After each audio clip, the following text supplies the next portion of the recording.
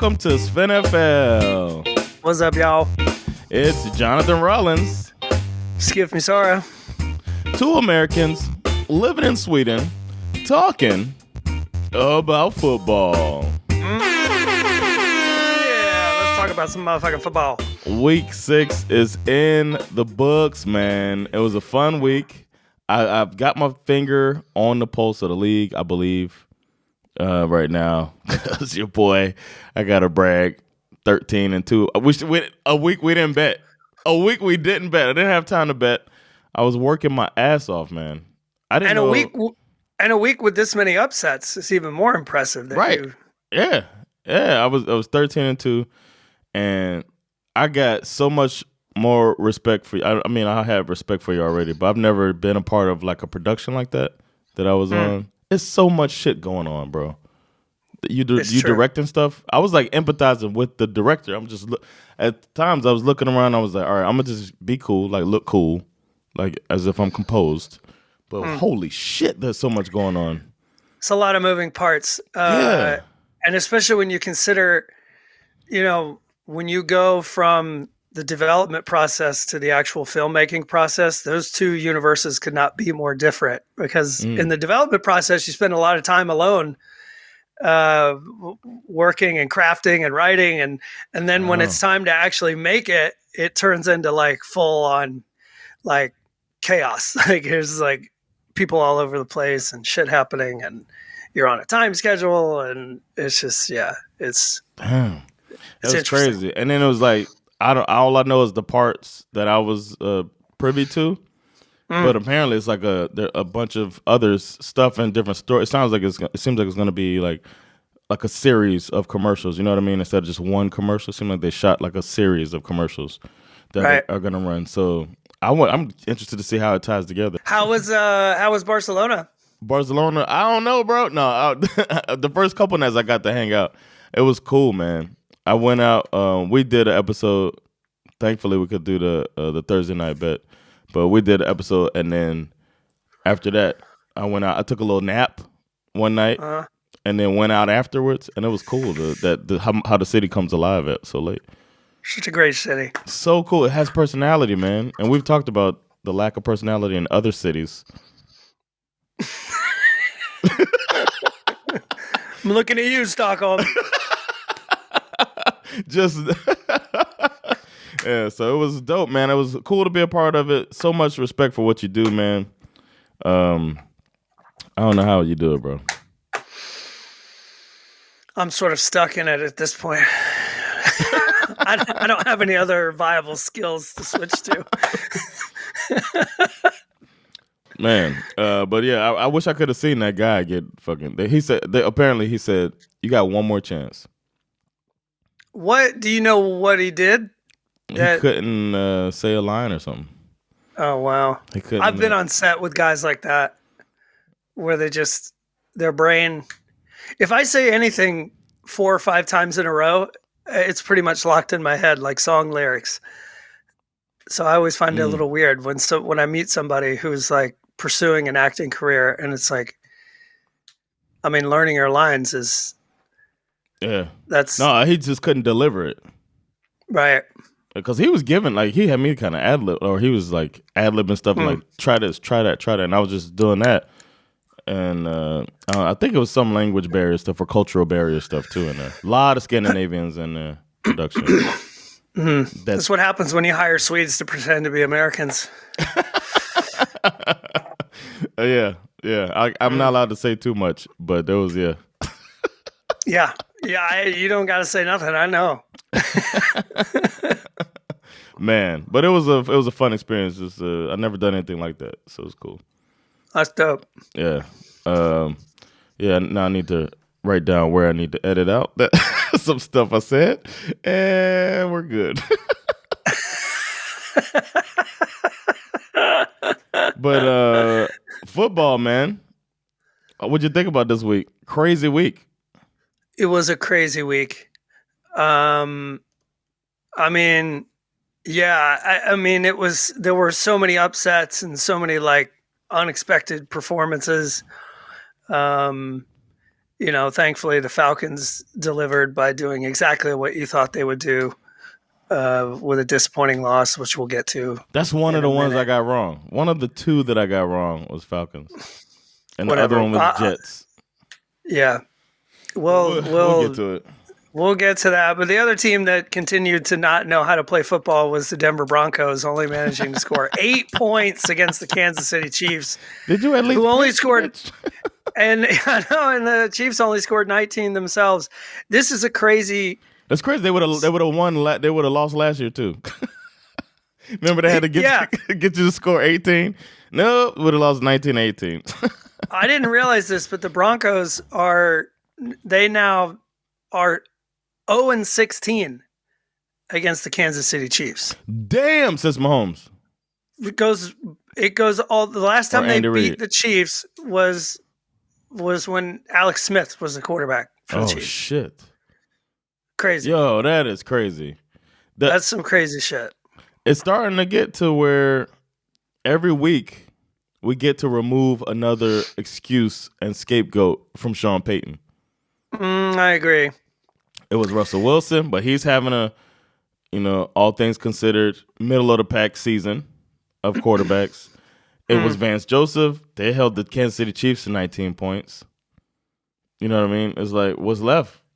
Is it Sean Payton? It was Nathaniel Hackett at the beginning of the year who had this chaotic thing that he's got to fix, and he's looking worse than Nathaniel Hackett right now. Yeah. Agreed. For the Chiefs, this wasn't really about Andy Reid or Mahomes. It was really more about their defense just coming out and whooping ass. Yeah. The defensive dominance started right out of the gate as the Broncos' most successful drive in the first half went a total of 34 yards. God. Wilson had only 37 passing yards in the first two quarters and threw one of his two interceptions in the first quarter. Broncos defense finally showed up. They were pretty good in the red zone, forcing the Chiefs to kick field goals instead of scoring touchdowns. But unfortunately, they showed up on a night where the offense just fell flat on its face. Yeah.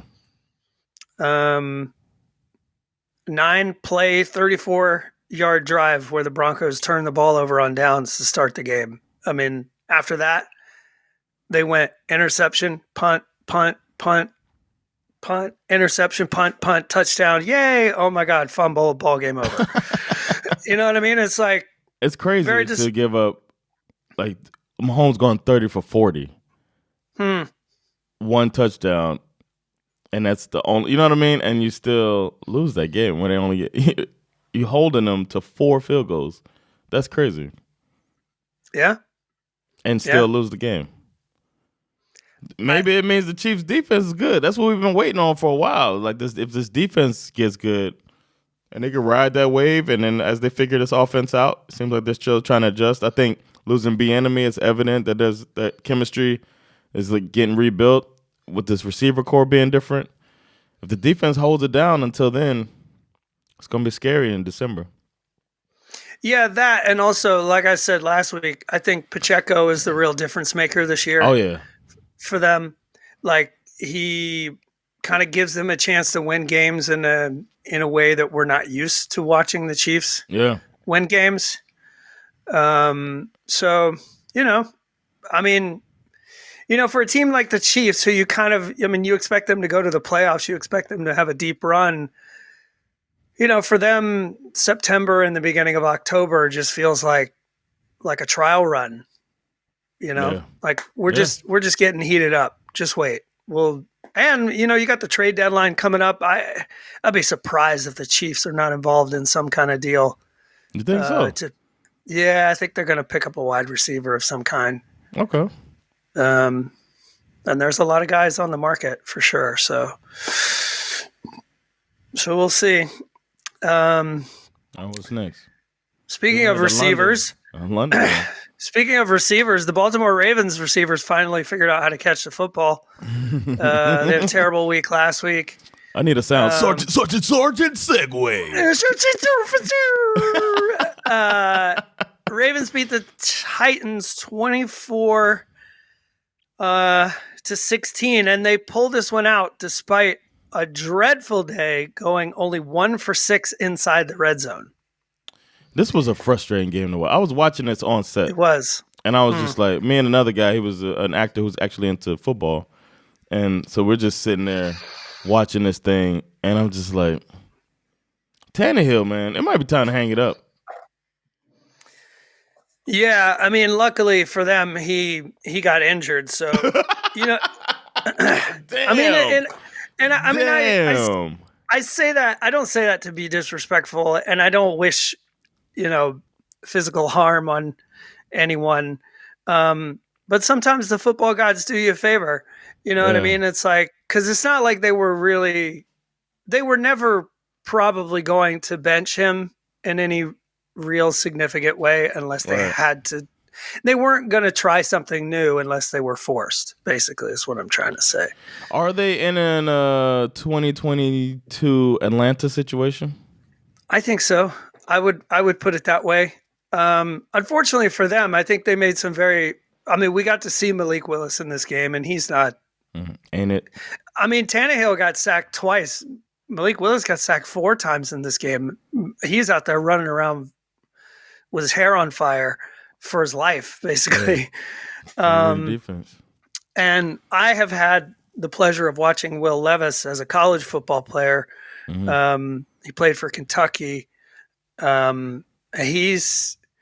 was one of those guys, there are teams in college football, typically everybody plays a lot of shitty teams. And the thing with Will Levis was like, oh my God, this guy's really amazing. He's good. And then all of a sudden he would go up against a good team, Georgia Bulldogs, not my fault. And he'd look average as fuck. So I don't expect him. I mean, I don't know. I could be wrong. He might be one of those guys. But he feels like he's closer to a Sam Darnold than a Brock Purdy. You know what I mean? Like I don't expect him to be a good quarterback. So it's going to be another Tannehill situation. But Tannehill gave you, it's frustrating watching that dude, man. His pocket presence is the worst. Through 6 weeks, this dude has thrown 2 touchdown passes and 6 interceptions. That's Ryan Tannehill. He's got to step down. He needs to step down, bend the knee. Yeah. I mean, the Ravens, I'll say this. They obviously, Zay Flowers had a good game. I think he scored. Yeah, I think he scored his first touchdown. I happen to think, look, the Ravens they're in this offense where they're transitioning away from being a run heavy offense, trying to make Lamar a more effective pocket passer.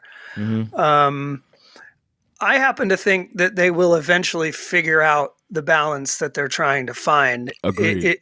It's just going to take a little more time to sort of put their finger on it. You know what I mean? Because in some cases, especially in those red zone situations, it's like, oh my God, it's like it's like 2nd and goal from the 2-yard line. Yeah. Don't overthink it. Can we just not? Can we remember that Lamar Jackson is like shifty as fuck and just have him dance into the end zone? Like, come on. Like, I get it. I get what you're trying to do, but come on. Like, not right now. Not right now. Like, really, just do this shit. Come on, son. The fuck out of here with that bullshit. But hopefully they'll start to figure this thing out. Either Speaking way, of figuring this thing out. Oh my God. There's so many things that they need to figure out. I never like doubted Arthur Smith as much as watching this game. Like, I took my time to go through it. Yeah. It's really starting to wear me down. I asked the football gods for 1 week with a comfortable, convincing Falcons victory, a drama-free week of football. And either because the football gods don't exist or they do exist and they feel the need to punish me for some reason, I did not get my wish. This did not happen. The Commanders played very smart football to start the game, coming off an embarrassing ass whooping against the Bears the previous week. I feel like their opening game script was perfect. A lot of short passes, but they were moving the ball 4 or 5 yards at a time. They're trying to protect Sam Howell from himself. Yeah, exactly. And the defense obviously did a really good job of stopping the run game, the Falcons run game. Yep. That being said, Falcons did too, though. That being said, we had 3 chances to win this game. Yep. And in your all defense 3 kind of stepped up, bro. Yeah, the defense was great. Yeah.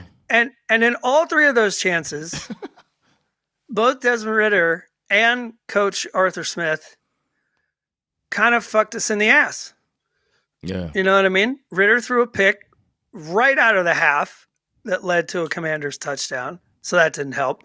But after the defense held him to 32 total yards and forced the Commanders to punt 4 times, with all those chances to win the game, we scored a touchdown, but failed on the 2-point conversion. Ridder threw his second pick of the game in the end zone, an absolute beach ball type throw right to the Washington defender. Like you felt it like a punt.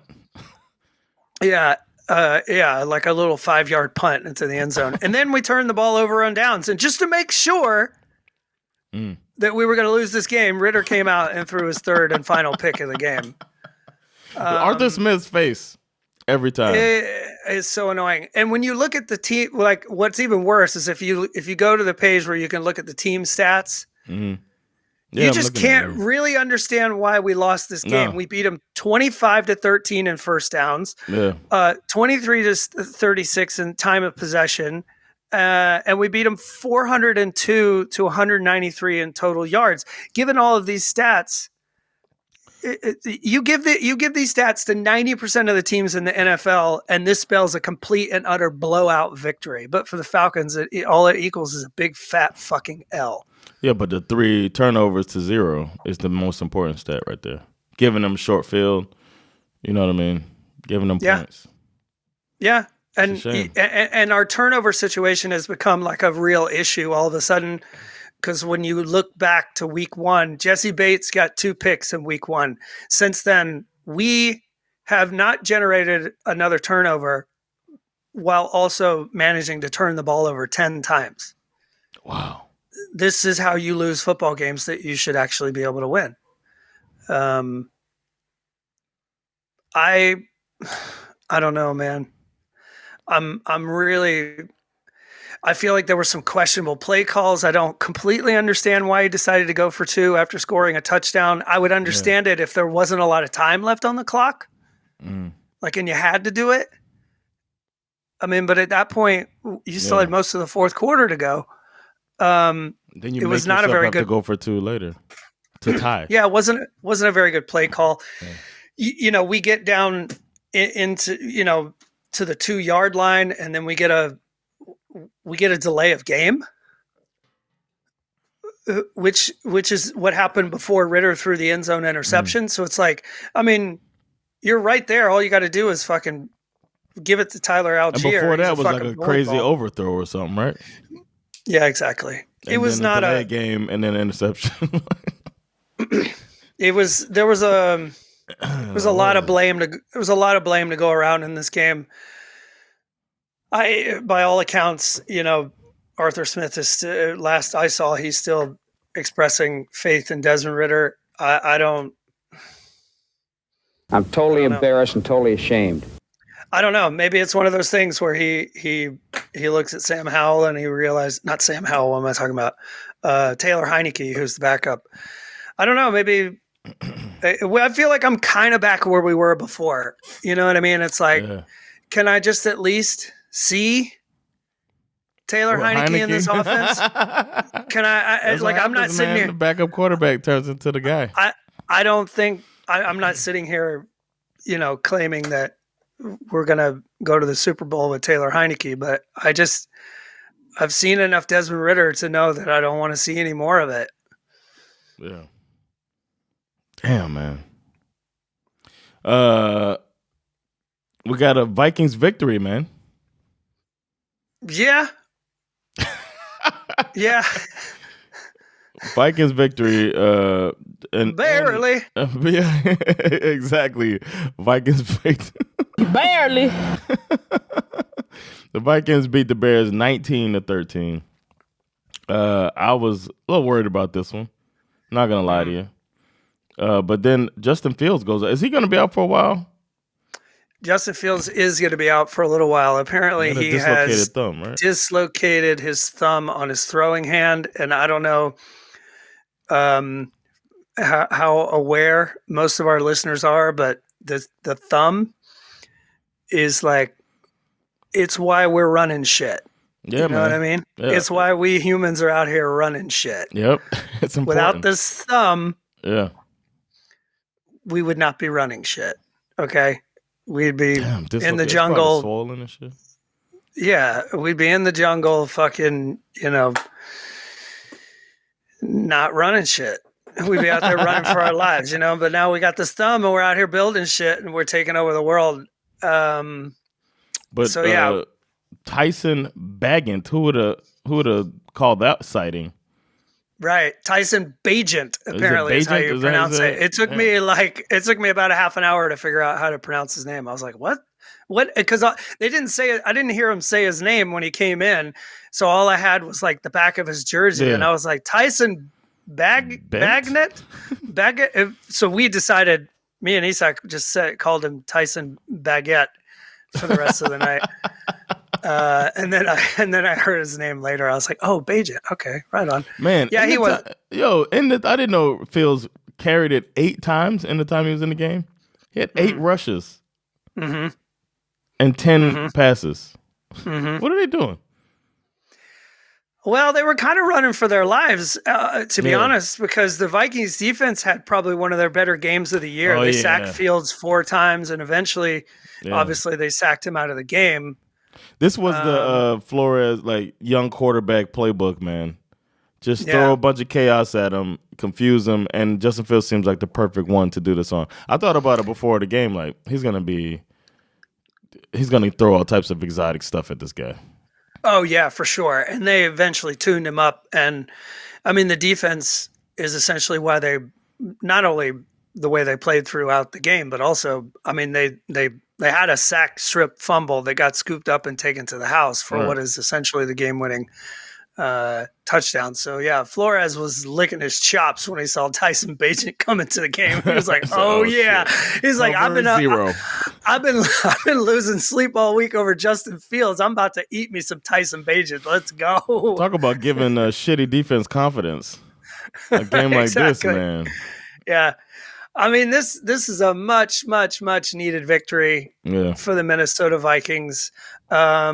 But I say this, if this is what the Justin Jefferson-less Vikings look like, you can count me out. I don't need to see much more of this. Yeah, I didn't even mention that. He was out, and it was some tough sledding for them. Uh-huh. And we were talking about that when we were looking at this game. Like, man, he might not play. If he don't play, they might lose to the Bears. Mm-hmm. But, yeah, we'll see if Justin Fields comes back. Then another low-scoring game where defensive coordinator goes nuts. Bengals versus Seahawks, man. Anarumo, he's back, baby. 17-13, Bengals win. Yeah, this is a ugly game, gutsy win. Burrow had 2 touchdowns. Shout out to Black Baker. Yeah, Gino had probably one of his worst games that we've seen in a while. 27 for 41, 323 yards, no touchdowns, and 2 picks. Coming off the bye, the Seahawks did not look very good in their own building, primarily because of what you said, Big Lou. Big Lou and this Cincinnati defense, he had him humming. 4 sacks, 2 picks, 8 tackles for a loss, 13 QB hits. They were living on top of Geno Smith all night long.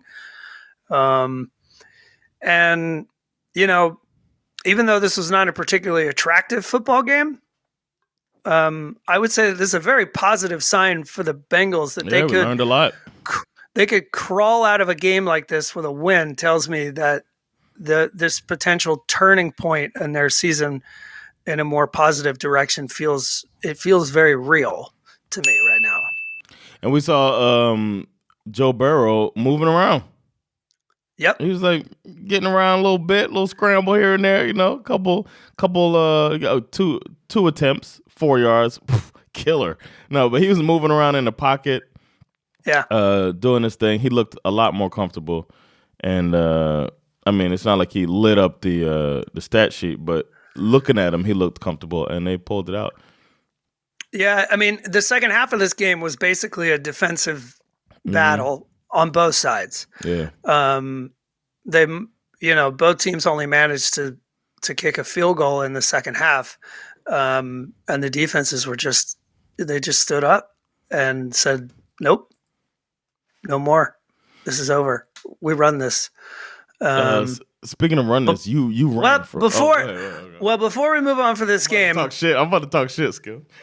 Before we move on from this game, I want to shout out to Bengals rookie out of Princeton, Andre Yosivach, catching his first NFL touchdown on his birthday. Okay. When he caught this touchdown, I was like, who the fuck is this guy? I look him up. This dude is born in Japan. Oh, wow. He grew up in Hawaii. His mother is Filipino. His father is Romanian, and his teammates call him the Romanian Rocket. Wow. This is a next level nickname. Hell yeah. So, yeah, I'm telling looking T. out Higgins for this T. Higgins needs to look out for him because Andre Yosivach is getting ready to take his job. Ooh, watch out for that Romanian Rocket. Mm-hmm. He sounds like a United Nations baby. Mm-hmm. But he's all mixed up. You chickened out. I did. You didn't believe in yourself, man. I didn't. That's one thing I learned as an air traffic controller. You got to believe in your decisions, man. Have conviction. And you didn't, Skip. And that's why. you knew it. You knew it in your gut. That the Browns could beat the 49ers. I knew it in my gut, but I have to say that, my anti-Kyle Shanahan take has not been aging well throughout the season. And I think that's the reason I was like, you know what? I'm just turning into one of these assholes who just makes picks against people he hates. So that's kind of what made me back out of it. Okay. I get it. You worried about the agenda, man. But they were, as much as they were good, they were lucky too, because obviously Brock Purdy with only a minute and change left in the game, no McCaffrey, no Deebo Samuel. He did everything he needed to do to snatch a hard-fought victory away from the Cleveland Browns. That's this final drive, 9 plays, 63 yards. And then the rookie 49ers kicker, Jake Moody, slices the kick wide right. And the supposedly unbeatable 49ers dropped their first game of the season. First loss, regular season loss. And he threw his first interception of the season, if I'm not mistaken. Yeah, it was his first one of the season. Yeah. Yeah, but that's what happens when you throw all screens. Ooh. That's true. Obviously, like we said, this is 100% on the Browns defense. PJ Walker standing in for the injured Deshaun Watson. Jim Schwartz, man. Only made this effort more heroic, to be honest. Yeah. Like I said, I thought this was possible. We hadn't seen the 49ers go into a game that felt like a bare-knuckle fist fight. There was damn near a bare-knuckle fist fight at the beginning of the game. There was a fight in the pregame, which is kind of fascinating. It's like, and it's AFC versus NFC. You don't normally have a beef like that in the season like that, but they were ready, man. Broncos was like, no, this ain't that type of game, man. The loss itself more or less means nothing. Nothing. However, what they lost in the process is what they need to be really concerned about. McCaffrey left this game with an oblique injury. Deebo left with an injury to his shoulder. Their all-pro left tackle, Trent Williams, also got banged up in this game. He came back. Yeah, but there are reports that he left the facility with a walking boot. Oh, no. So we're not sure about that. Ayuk did a great job filling in for Deebo as usual. But when McCaffrey left, the run game was more or less non-existent. historically, injuries are always how it starts to unravel for the 49ers. We've talked about this before, how they are kind of historically one of the most injury-prone teams in the league. I don't know. Maybe that's coaching. I wouldn't. It's above my pay grade. I wouldn't be able to. I'm just floating that out there. And let it not be forgotten that P.J. Walker tried his best to throw this game away. Oh, for sure. Yeah, exactly. What the fuck, man? That one throw at the end when he was like scrambling and then he threw the ball instead of like slide, let the clock run out, and threw it to a 49ers player. Like almost threw the game away. And it was really, really dumb. But yeah, he was bad. 18 for 34, 192 yards, no touchdowns, and 2 picks. I mean, it's like, oof. Quick question. Yep. Why was Deshaun Watson not there? I don't know what to make of this because he injured his shoulder a couple weeks ago, and last week Stefanski said that Deshaun Watson was medically cleared to play, and then surprisingly he did not play. So I don't know. It's a little curious. The messaging seems to be a little off. So it's kind of hard to know what's really going on here. More on that later. One thing we haven't mentioned that I wanted to bring up is that a Hall of Fame, if not already with his jacket, is going to have his jacket. Small guy, easy to root for. Steve Smith Sr. Had some words about another player. I meant to put it in. We talked about that game already, but I want to go back and talk about that real quick. Oh, yeah. This is Steve priceless. Smith Sr. talking about Jared Jeudy and on the air. And he got all up in his feelings, but here we go. I'm put it on. He got a different reaction. I called out to him because on my podcast, Cut to It, I just talked about guys that maybe have not showed up in a way or in a manner. And so the word that I've used to describe him in the past was a jag, just a guy. Just a guy. When I saw him, he's playing well. I wanted to say to him face to face, like, hey, I know I said some things in the past I probably shouldn't have, and I'm sorry. That's what I wanted to say to him. His response, Mike Ra, was ninja. Ninja? Yes, I'm using the word ninja. I'm just using the word ninja. I don't mess with you. And it was a curse word. And so I was like, all right. And then he repeated it. So I'll say it again. I'm sorry that I said you were a jag, just a guy who's an average wide receiver that you use a first-round pick on that isn't doing anything. I hope today that you actually show up in a way that you haven't showed up in the last couple of years since they drafted you. So if you ever got a problem with Agent 89, I'm sorry for saying that you're an average wide receiver that they eventually will move on. And when teams call me and asking, should they trade for you, I will say no, don't trade for Jerry Jeudy because he's mentally unable to handle constructive criticism from people who watch specifically, can he be a wide receiver? He can be a wide receiver. He's a tier 3. Go back into the studio. I'm done now. Thank you. Yes! Oh, man. That was cold-blooded. It's cold-blooded. Cold-blooded. Yeah, man. Hey. He's one of the realest dudes, man. And he's not somebody you want to run up on either. You know what I'm saying? There's nothing you can do, Jared Jeudy. Just play well, and he did not. No. So I don't know. I just had to run that out there. I couldn't let an episode go by without that. I also thought it was really cool how in the day it felt like as the day went on and also the day after, you could see like everyone within the NFL media sphere like going out of their way to defend Steve Smith for what he said. Why not? Yeah, like why can't he say that? Prove him wrong. Yeah. Prove him wrong, man.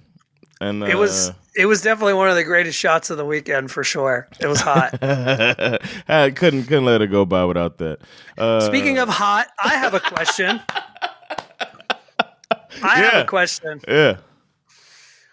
Can you describe by way of some type of comparison, what does it feel like being a fan of a football team where you know you're probably going to score 30 points in every game? What does that feel like? It feels fantastic.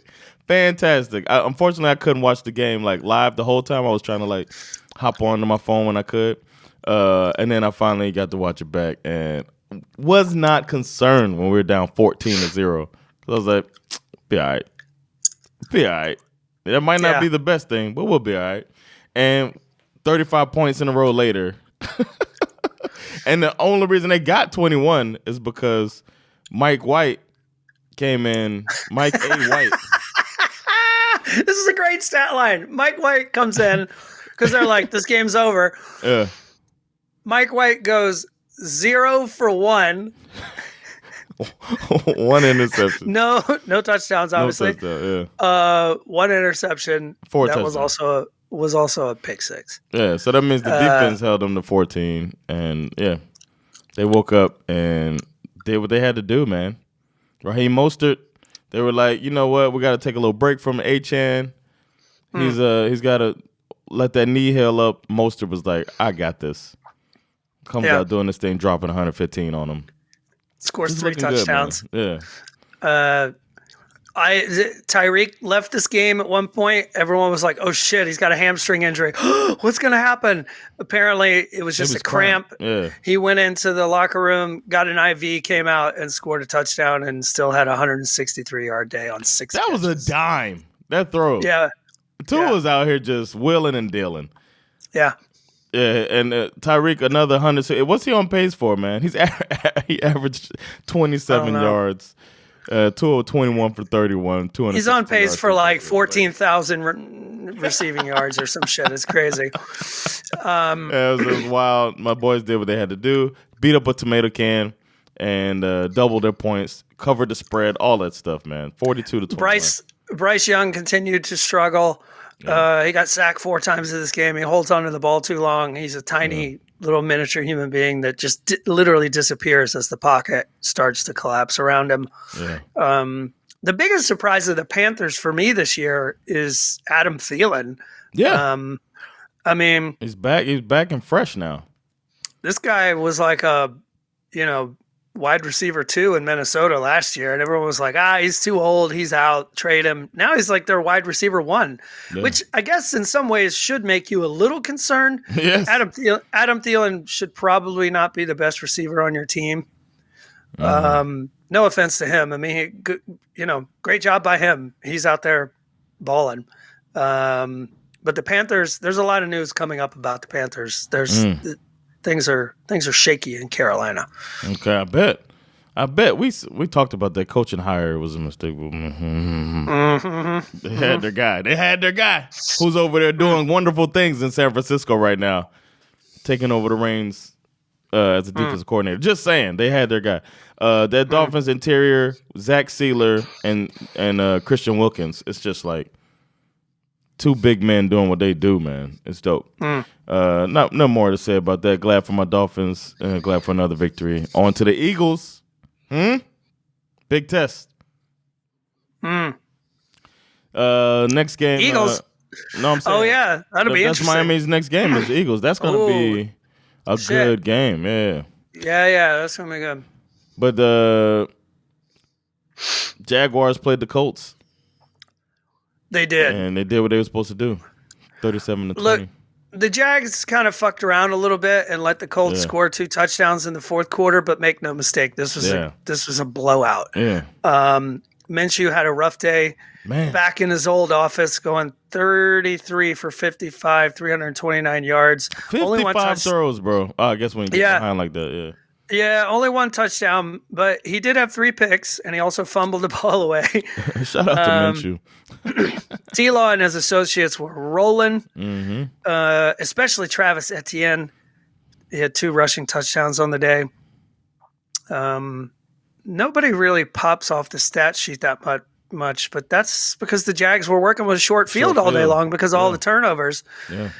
Bad news is that T-Law suffered some kind of a leg or knee injury late in the game, and it remains to be seen like how serious it really is. It's starting to London look like too, man. It's starting to look like he might be unlikely to play this coming week. So it's time for the Titans to make that move, huh? I do not know who their backup. I don't even know who their backup is. I have no idea. The Colts, for whatever reason, seem to have a very hard time winning down in Duval County, having dropped their last 8 or 9. That game was in Duval? Yeah. Okay. I think they've lost their last 9 games in Jacksonville. Damn. They're going to London. They're going to be the London team. I was thinking about it the other day. I was like, I think Jacksonville going to be the London Jaguars or some shit. I was thinking about how you do it, adding 8 teams, because they would have to add 8 teams. Mm-hmm. Which would be crazy, have fucking 40 teams in the league. But I was thinking an NFC London team and an AFC London team might be the way to go. And maybe 4 European teams, like NFC, AFC, 2 of each in Germany and London. That's 4 of them. And then you got Jacksonville is you have to add a team because the Jaguars will be in London. So you put another team in Jacksonville, an expansion team in St. Louis. You know what I mean? And then we need 2 more in the States somewhere. I think you could probably put one. I said St. Louis. You could put one in London and maybe one in, I don't know what's bigger, Manchester or Liverpool. That would be kind of cool. Oh, yeah. Then you could put one in Canada. Why not have a Toronto football team? Why not? You know what I mean? Got to put them in a dome. It's too cold up there. You could put them in a dome, or you could have you a Green Bay type of home field advantage. Oof. It gets cold as hell up there. But I don't know. I was just thinking about that. We could talk about it maybe in the off season or something. Make our because we always tell the NFL what to do and they listen. So the Saints came to Texas and got that ass smacked. I noticed a lot of Saints fans in that crowd too. And they went home sad. It's pretty close. I mean, it's not a very from New Orleans to Houston is. No, I know. I was thinking about that. A couple hours drive. Great job by the rookie CJ Stroud picking himself up off the mat after losing to the Falcons, only to turn around and do us a huge favor by beating our rival New Orleans Saints. Thank you for that. He threw his first pick of the season. He did. Yeah, he was not. He was not great, but he was good. Mm-hmm. For me, this one goes to the Texans. 13 defense. for 27 is woo. You are trash. Well, just that stat line. Yeah, for me, this is all about the Texans defense. They only sacked Carr twice, but they were forcing him to make bad decisions the entire game. They also basically eliminated the Saints' run game. The secondary got exposed a couple of times on deep shots, but ultimately they only gave up 1 touchdown.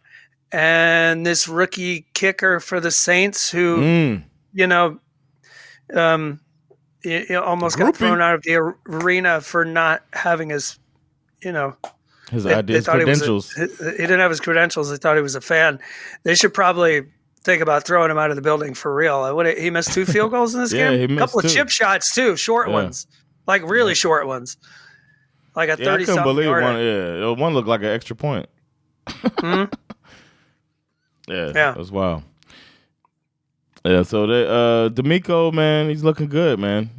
First year with this team that was at the bottom of the barrel. I mean, they've already surpassed their win total from last year, so which is low bar, but Yeah, I mean, it felt like last year they had a different philosophy. In an ideal world, you don't want a loss. You want to win, but if you can't get the win, and sometimes you settle for the tie. A lot of football left to go in the season. It's nice to move on from that philosophy. That was really dumb. Then the Patriots, woo! Yeah! They scored more than 3 points. It's so good. good that they suck and my team is good right now. The Patriots out here look embarrassing themselves. Don't Mac Jones, seriously? Are you kidding He's me? so bad. He's so bad right now. I feel like Playoffs? Don't talk about it. Playoffs? You kidding me? But they look so bad, man. And the Raiders are 3-3. Who saw that coming? Who saw the Raiders being 3-3 right now? Nobody really. I mean, this image of Bill Belichick at the end of the game throwing his tablet on the ground is like one of my new favorite things. I mean, this is a game that Jimmy G, after throwing a touchdown and a pick, Jimmy G left this game with a back injury, right? Yeah. And then they bring on Brian Hoyer, and they still can't figure out a way to beat these Raiders. Yeah, and Hoyer does. It's like he was like, we will take all our old Patriots and beat you with them. Which, funnily enough, I think it's really kind of funny that Jacoby Myers was the only one to catch a touchdown. Yeah. In this game.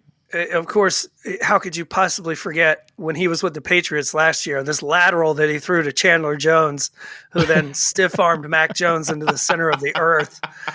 That was like one of the greatest plays of the year last year. He was already a Raider. But the Raiders' next game is against the Bears, who probably won't have Justin Fields.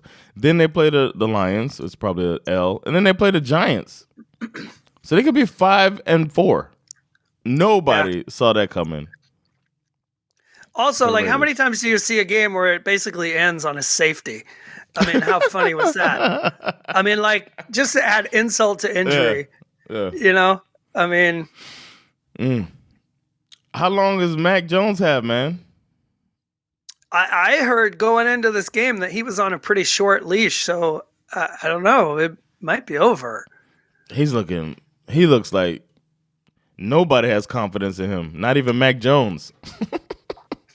Yeah. It's like, damn. I think it feels like a complete teardown in New England at this point. I don't know what to say. I wonder if Caleb will come out of college to play for the Patriots. How the mighty. He had a rough game this weekend. Oh, did he? They finally lost. He threw a bunch of picks. See, he better come on out of there. He talking that shit. Yeah. Better come on out of there. You better get out while you can, brother. Yeah, fuck around and find out. Yeah. Then we had the Bucks, who did only half of them show up to the game. I'm like, what happened? They wore their creamsicle, and White Baker showed up. Threw a pick on the first throw of the game. But I mean, shout out to the unheralded but deserving Lions defense. Seriously, they've been they held it down on the Chiefs already this year, and then they clamped down on it's not like the Bucks are like this crazy offense, but the Lions last year they were letting everybody run over them, and this year they're holding teams down, and they only needed 20 points. They only needed 7 points to win this one, but they didn't have to put up 40. They put up 20 and win the game. Yeah, it's great. Bucks defense played really well too. They made the Lions work for it. The first half was a real slog for the most part. Yeah. And a bit costly for the Lions too. They lost David Montgomery early in this one to some kind of a rib injury, I think. Was it ribs? Oh, he kind of fell on the ball and it looked like it could have been shoulder too. So the Lions essentially did what they do. They leaned on the sun god himself, Mr. Amon-Ra St. Brown, 12 for 124. Touchdown. Averaging just over 10 yards per catch. Yeah. Jesus Christ. Jamison Williams finally had a big catch in this one too. Touchdown. Man, that was like, uh-oh. Josh Reynolds, like their receiver core. They could, should we go ahead and put a little Super Bowl bet on these guys? It's interesting that you bring that up because, I've been thinking about that. They might fucking Dan Campbell, huh? We were talking that shit. I don't have much more to say about that game. I'm ready to keep it moving if you are. I love how they shut out. They really took it to the Bucs in those creamsicle uniforms. I do. I like the uniforms, to be honest with you. I like the way they look, but I especially like how they remind me of how bad they used to be when that was their main uniform. Yeah. Scoring only 6 points in the creamsicles, to me, that's what you called like a real layered approach to your throwback history vibes. I like it. I'm here for it.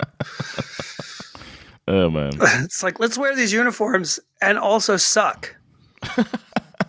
Speaking of suck, the Cardinals remembered that they won the first round pick and that the Bears suck too. So they were like, you know what? Let's go back to the status quo and only not even pinch the Rams, who are outperforming what anybody thought they were going to do. They look pretty good, the Rams. This one was funny. This was also kind of a tale of two halves for the Rams. In the first half, they couldn't really move the ball very well. They also seemed like they had their hands full with Josh Dobbs, who's always out here running around. Yeah, it seems like a headache. But in the second half, they handed the ball off to Kyron Williams just over and over and over. 20 carries, 158 yards, and a touchdown. This opened up the passing game, obviously. Before you knew it, Cooper Kupp had 148 yards and a touchdown. Yeah, man.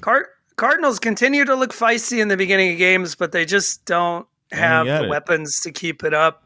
I feel bad for Joshua Dobbs, to be honest. But I will say this, at the very least, this season, personally, for him, he has definitely played himself into having a long, financially lucrative career as a backup quarterback. Yeah. You know what I mean? Like, I don't think anyone's going to sit here and think they can build a team around him, but he's definitely going to command some top-tier backup money for sure. What might happen is he might, like, you got to be secure in your quarterback before you add him to your team. So he'd have to go to a team that's like, I don't know, Chargers. You know what I'm saying? You know what I'm saying? Where you're like, we know Justin Herbert is not going anywhere. Or like Chiefs. Right. Kind of like Henny kind of rode the wave. Sure. And then they bring him in when they're blowing somebody out and he holds it down. Or like he's dinged up. Mahomes dinged up. Oh, bring in. I would agree with that. Henny. Yeah. Yeah. But you get struggling. Speaking of top tier backups, the Jets, am I right?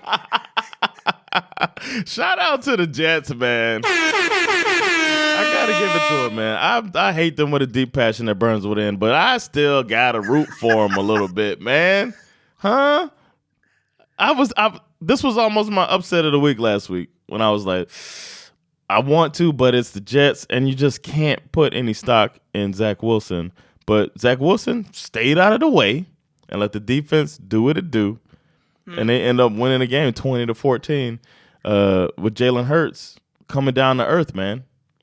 He was like MVP candidate, and then they confused him, man. Saleh leaned on that defense like they should be doing and just mucked it up and won the game. Keeping them in it seems like the key to beating the Eagles, keep them in third and longer than 3 so they don't get in that fucking tush push and manhandle you.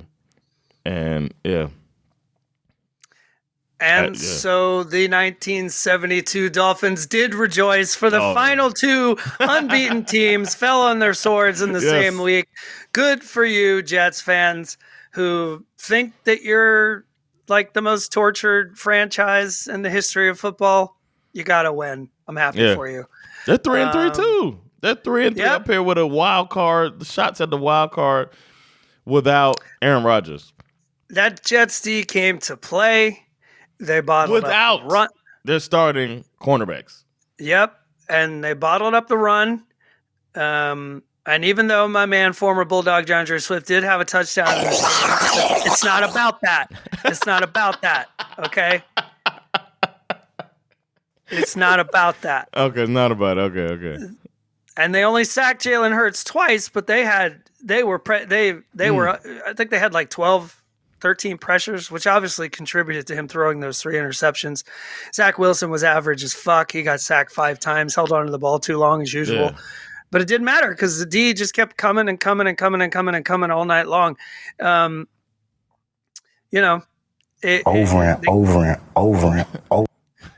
Yeah, they gave up 2 touchdowns in the first half, and then the Eagles held, or the Jets held the Eagles to a second half shutout. That's pretty impressive. Yeah. Yeah, and Jalen Hurts threw the worst interception of the day. Yeah. It was so bad. It was he just stared him down and was like, "Is this you want you want this? Here, take it." You want like, what? You want this? You should. Hold on now. Let me lob it to you. Now I don't want you to drop it. For the Eagles, I feel the same way as I do for the 49ers. You lost the game. Yeah. You lost the game. We all knew you would. Take it, use it, learn from it. Losing in week 6, probably the best thing that could happen to a team like this, who kind of already looked like they already looked like they were on cruise control a little bit. It's like, come on, wake up. They guys. started the season on cruise control. Like they've been squeaking out games all season. So not surprised. I've been trying to call it. I've been calling upsets the last 2 weeks with the Eagles. And then well, they're going to get tested next week. Lose to the Jets. Yeah, they're going to lose to the Dolphins too. So they're going to have a 2-game losing streak. It's going to be crazy. Little history here. First time in Jets history they have managed to beat the Eagles ever. Wow. Ever. Wow. Previously 0-13 versus the Eagles. They don't play each other. You are trash. They only play every 4 years. 4 years or something. Yeah, they play every 4 years. But now it's going to be more frequently because it's a 17th game where you add NFC, and then if they end up on the same tier, which they probably won't because they're the Jets. So as long as the Eagles are good, they don't have to worry about playing them. Then we got the Buffalo Bills trying to take an L too. New York was ready to celebrate. They should have lost this game. Buffalo, I agree. Yeah, squeaked it out, and Brian Daboll is getting on my motherfucking nerves a little bit. He's getting on my nerves, and it was the backup quarterback. Why though? Do you mean like the way you kind of laid into Tyrod Taylor there for? Yeah, it's like for him like checking into the run or whatever. Yeah, you're the fucking coach. You're the play. They called the play and say. Well, they did what they always think he checked into a run, so it's like, yeah, they probably gave him 3 plays. Don't give him anything but but passes. Like what? Yeah, don't tell him don't run the ball. You're the coach. Like at some point, coach, you got to take responsibility. I don't know the body language on the sidelines of him and what other coach was it? I was just talking about that was on the sidelines, just moping around. Yeah, I forget who. Because if I gotta say, I feel for Tyrod Taylor because if I was a backup quarterback and I knew I had Saquon Barkley standing behind me and I only needed 1 yard, right? I'm giving the ball to Saquon. I'm not going to try to throw that shit. I'm like, here, you take it. Yeah, but if they, I'm just saying, like, I understand why he checked into the run. Like, it makes a lot of sense. But if you need the clock to stop. Yeah. Or you know what I mean? That's the stuff you tell him. You got 30 seconds to talk to him in his ear. Fucking tell him. That being said, the Bills got so lucky here. Yes. I mean and they got away with a pass interference. But that's what I mean. That pass interference at the end. I mean, they got the pass interference call that got him all the way down there.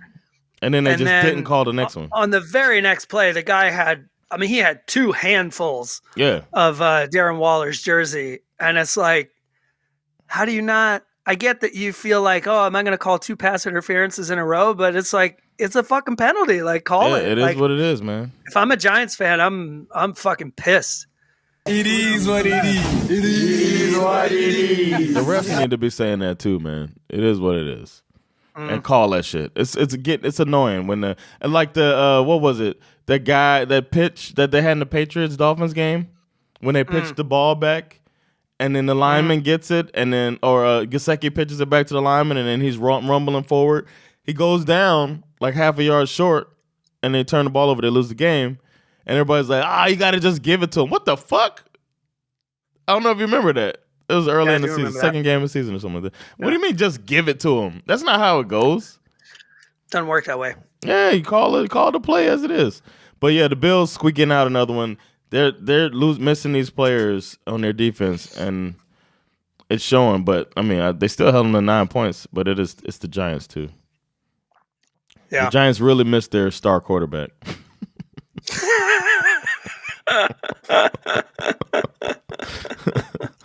Yeah. And then we got the final game. I'm all caught up now. Chargers played the Cowboys. Cowboys win 2017. Surprisingly, Justin Herbert threw the ball away at the end of the game. And the game ends fittingly with Micah Parsons. And who made the interception? The guy used to play for the Bills. Who makes the interception? I forget. Stephon Gilmore. Yeah, he makes the pick at the end. Yeah, man. This is what we've been talking about. Brandon Staley. I knew damn well there was no way he was going. It was like this was the wasn't this the hot seat bowl we call this one? Yeah. It looks like Staley's seat is hotter. Yeah, neither team really bathed themselves in glory in this one. We were expecting a barn burner. We did not. No, I didn't expect that. a barn burner. A lot of people were predicting this would be an offensive explosion. No. But they are who we thought they were. But, you know, when an offensive coordinator goes up against his old team, it tends to be overlooked that the defensive coordinator on his old team probably knows him better than anyone. Yeah. We know your tendencies. He's going to run a fucking screen here. Yeah, so Dan Quinn was definitely on top of it. Yeah. He had his boys ready to play against Kellen Moore and Brandon Staley. You forgot his nickname, Kellen Punchable Face Moore. Yeah, exactly. I don't know anyone with a more punchable face. Austin Eckler was back, but he didn't do shit. No, but I like the way he was running though. Yeah, well, he had some spots. It was like, oh shit, he's back. He only ran for 27 yards. I mean, it's like, was it a pass? Well, what was? I saw some. He did. Yeah, he had some. He added an element to the offense that's been missing. He did have one nice run that was off of a pass. It was like a 28-yard. Yeah. It was good to see him back out there, man. Yeah. I mean, they finally got the ball to CeeDee Lamb, the Cowboys did, 117 yards. Yeah, too big. Yeah. Not really sure. That Pollard catch and run when Dak was kind of improvising. Dak didn't throw any picks, by the way, but Dak was improvising, rolls out to the right a bit, and then throws it right over the middle, and Pollard just did the rest, man. It was a really dope touchdown. Oh, did they not count as a touchdown? No. It was like a 60-yard. They counted it as a 60-yard reception. Oh, okay. I thought like that was a touchdown. Fucking 2-yard pass. Yeah, he's a bad man. Pollard. I like Pollard a lot, game. Man. I thought he scored a touchdown on that. That sucks. Then you give him the ball, let him run it in. What the fuck? Yeah, I don't know. But 20-17 in the end, and they say Herbert has so many comeback wins, but every time I watch them, he like throws it away at the end of the game. So maybe I'm bad luck for the Chargers. Yeah, I felt like they were going to have the advantage in this one because I mean they were coming off of the bye week, and that's what happens with good coaches. Yeah, exactly. Never underestimate how bad a coach can be. Yeah, but that was a wrap up of the season. Flip them and pick them. I got you this week by 1, 8-7. 8-7, baby. Man, you got lucky, man. The two games that I picked wrong, I picked and flip and pick them. And it's 50-43 right now. You're still hanging in there, bro. It's tight. Yeah. So that's it, man. We can go on to the Brisket and Friends superlatives. Nice. Our my favorite meal at Brisket and Friends is the pork belly. And so I'm gonna call it my Brisket and Friends pork belly real MVP.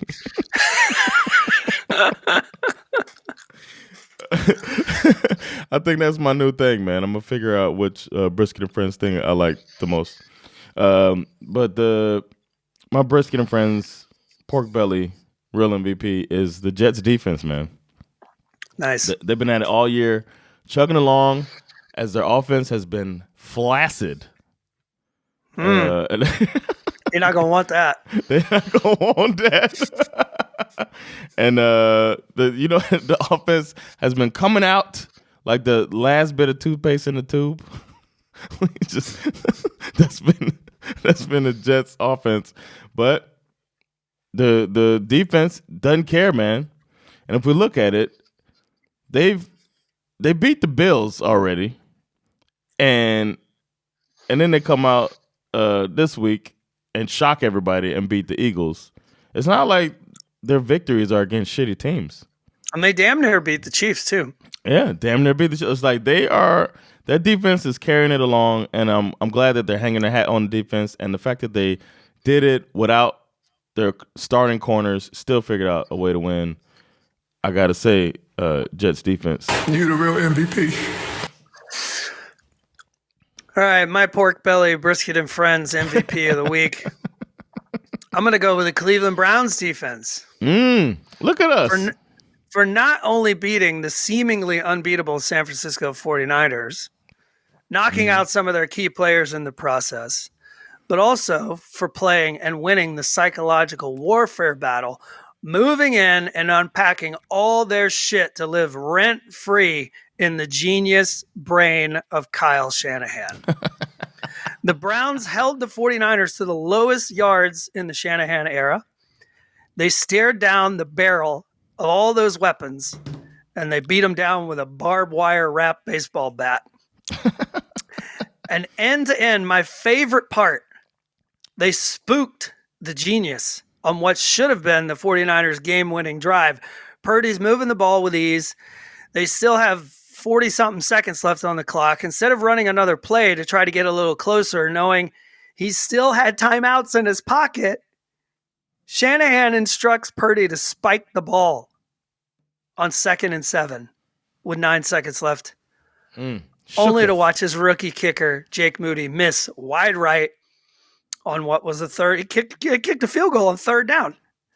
A kicker that Shanahan drafted in the 3rd or 4th round, I can't remember, to replace Robbie Gould, who is only the 9th best kicker in NFL history by way of percentage success.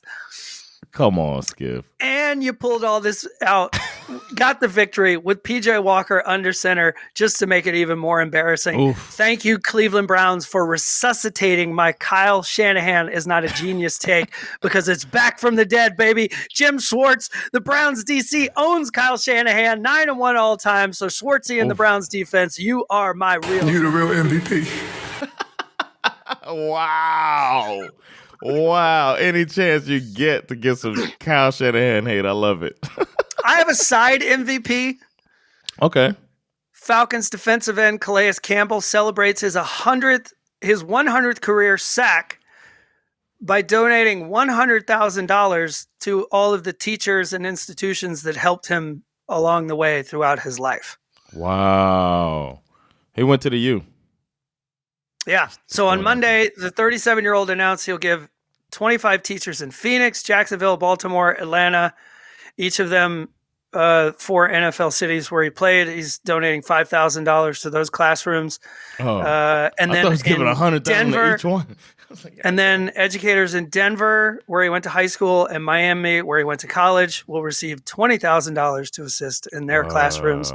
It's an initiative that he called the 100 Sack Give Back, coordinated with Kids in Need Foundation and Calais Campbell's CRC Foundation, which is committed to building up community through teaching and critical life skills to young people. Okay. Is Brett Favre involved? I certainly hope not.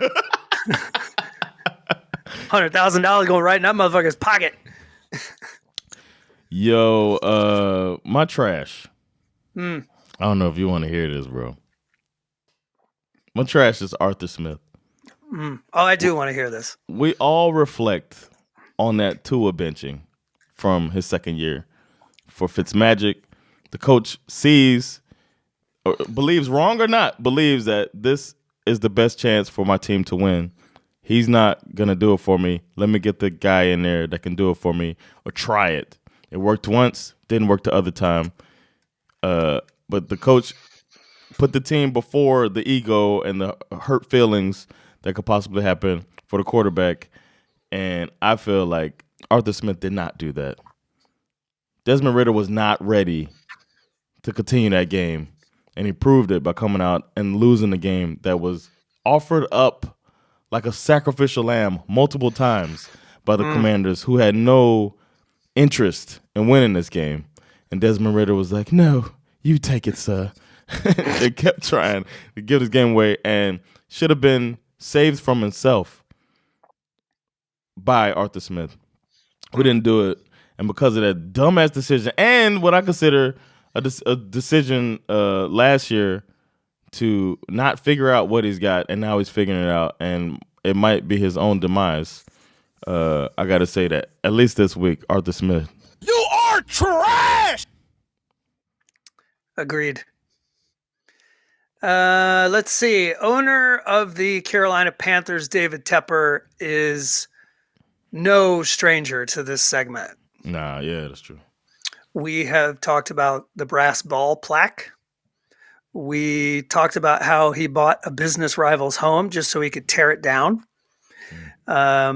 He's always in some kind of fight with the city of Charlotte over building a new facility.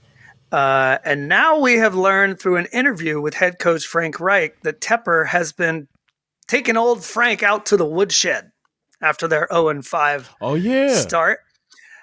Everyone and their mother knew that this was going to be a tough year with a lot of growing pains, but Tepper apparently has made it clear to his head coach that he feels the Panthers should be in win now mode.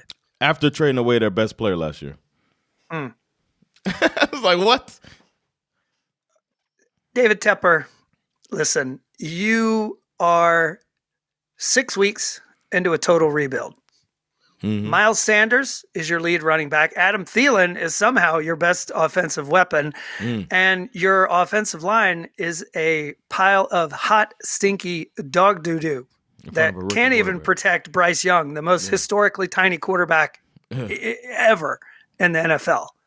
And the rest of the roster, who, probably couldn't even beat a high school football team at this point, doesn't exactly strike fear into your opponents. Owners meddling in football business never works. History shows that, and you are no different. There are multiple reports confirming that it was Tepper who stepped in and forced the GM to take Bryce Young when Frank Reich had made it clear that he wanted CJ Stroud. Wow. Tepper, you're simply not a football guy. You're a businessman who spent millions of dollars just so that you could pretend to be a football guy. Go be a businessman. Let the football guys take care of football decisions. David Tepper, I'm starting to think that the only reason that you made a plaque out of your balls is because your dick is so embarrassingly small. Fuck this dude. He is trash. Fuck that guy. Get him out of my face. You are trash! Ooh-wee. I love it. Shit got learned. My shit got learned is... you want to go first? Go ahead. Doesn't matter. Okay. Go ahead. All right. Deshaun Watson is a horrible teammate. I had these suspicions before, but I feel like it's been confirmed. And everybody talks about the allegations, sexual harassment. We all know if there's smoke, there's fire. I believe the guy was guilty. Whatever. They did the settlement and got it off. But as a football player, as a teammate, I think this guy has been showing us all along and now has confirmed that he only cares about Deshaun Watson, and that's not the type of teammate that I want. And I think it's so great that the Browns won a game against the best team in the NFL without him to show him how little his 200 and something crazy contract really means to winning, because he put himself before the team again after being cleared by the doctors for the second week in a row to play and choosing not to play. He didn't want to be in Houston and was under contract and just decided not to play his last year there. Left his team out to dry to have a shitty season. just because he had basically a year-long temper tantrum while allegations are out there that you're a creep. The one thing you could have done was show that bit of character by being a good teammate despite the character that's shown by being a predator. And it's just, I don't know, man. It seems like horrible person was the first thing, but don't be a horrible teammate, man.